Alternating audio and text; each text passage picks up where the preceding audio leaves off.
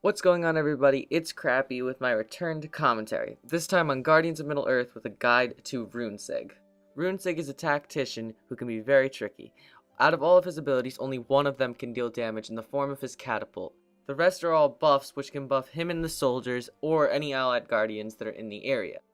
For Runsig, I run straight ability cooldown reduction, allowing me to be buffing allies in the area as much as possible and throwing down as many catapults as possible.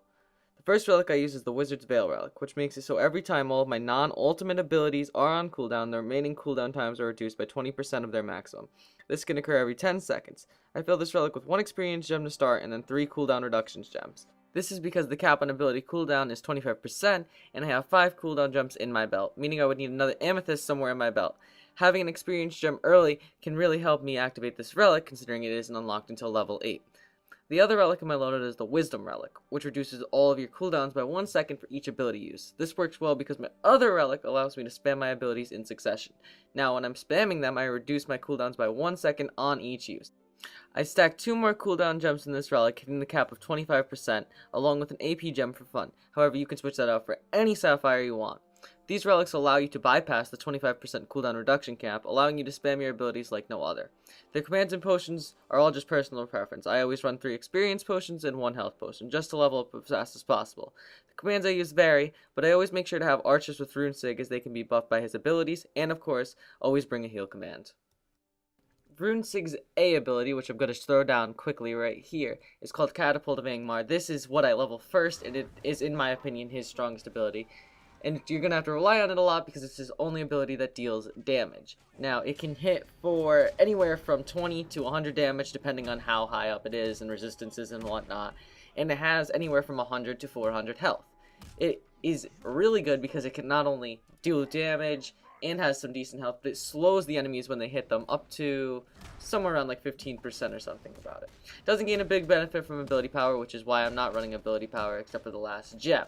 But it lasts for 35 seconds. That's the major part.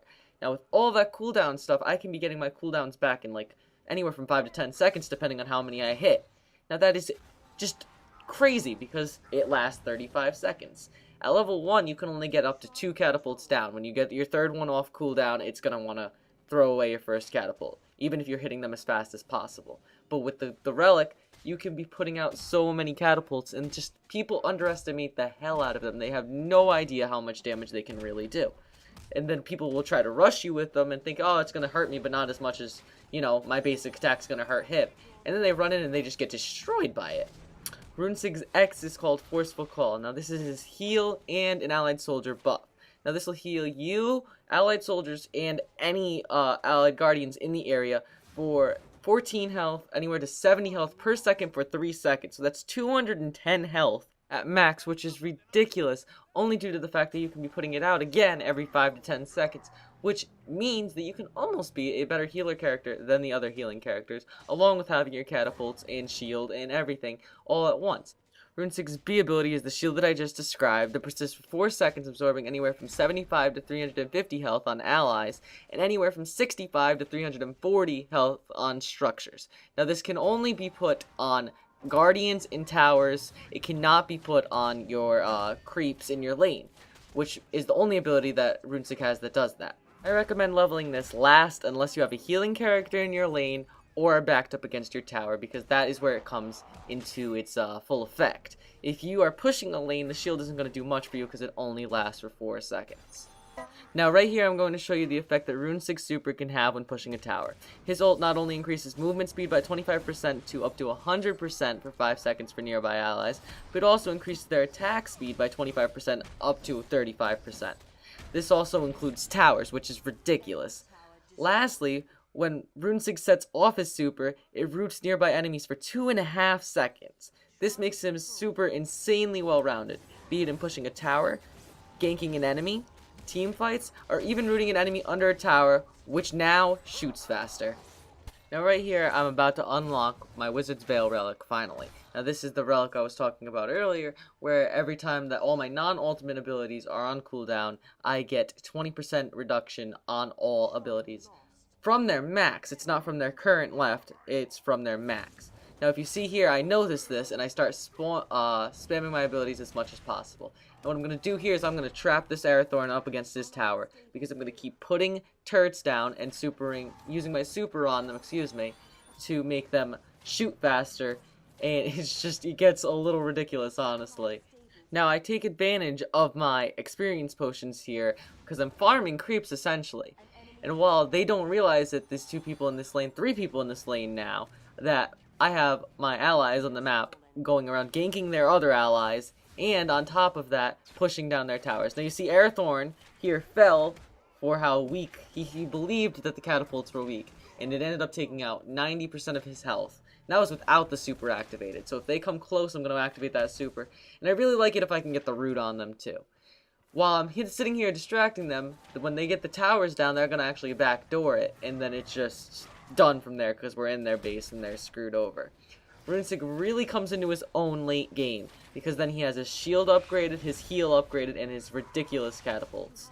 Now right there is the major thing I was talking about earlier about people underestimating the catapults. Now sure, he was level 5 and really underleveled. I don't know why he pushed, because anybody could have got him. But he seemed to think that because I'm Runsig, I don't have much damage. And he ran in there and got fried. He had his super and everything, and it just destroyed him. Now lastly, but certainly not least, is Runsig's passive, which I did kind of forget to mention over everything else. His passive is kind of, in a way you might think, weak, but in the end it really makes it strong. It gives him basic resistance. Now this goes up to 36 basic attack and ability resistance late game. And it's just crazy, because he doesn't need a tank belt to tank. Now he has this ridiculous amount of damage from his catapult, his super. He's just very, very well rounded. Now this video is coming to an end. I really want to thank you guys for watching, because this is my first guide I've ever done. It's kind of foreign to me in a way, but it's a fun time, really. It takes a lot of editing, which is something I'm not used to, but it's really rather good. I'm just gonna say right here is where Runsig comes into his own when they're pushing down the final tower, because he can just buff his allies. With the allies being so close and so many of them scrunched together, he can just put out sheer amounts of damage that are just crazy, honestly. So, if you did enjoy the video, please leave a like. It would really mean a lot to me. I've never done a guide before, as I said, so it would let me know that I did kind of good for once, you know? And make sure you guys subscribe so that you can get all of my videos in the future, whether it be commentaries over gameplay or more guides just like this one. And I want to make sure that you guys have a very, very crappy day. Victory.